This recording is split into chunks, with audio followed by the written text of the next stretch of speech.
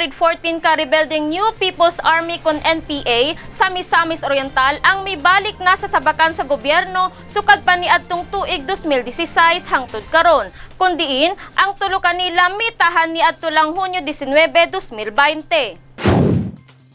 Nagmalampuso ng pagpasurrender sa maong mga kanhi rebelde tungod sa hugot nga pagpatuman ni Governor Bambi Imano o 58th Infantry Battalion Commanding Officer Lieutenant Colonel Ricky Canatoy sa programa sa Department of Interior and Local Government kon DILG nga Enhanced Comprehensive Local Integration Program kon ICLIP nga naghatag higayon sa mga kanhi miyembro sa 8 grupo nga makaangkon sa hayahay nga kinabuhi ubos sa bukid. Kini matod pa ang nakapaagahat kanila nga makigduyog balik sa gobyerno tungod sigurado sila nga dunay maayong kaugmaon naghulat alang sa ilang tagsa-tagsa ka pamilya.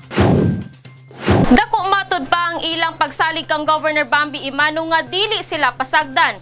Inay hatagan hinuon sila sa maayong panginabuhian tungod sa nagkadayang programa sa amahan sa lalawigan gikan sa agrikultura, edukasyon ug uban pa. Ako si Lambo Jane Habinyar alang sa limpyo ug mataro nga panggobyerno. Padayon, Pilipino.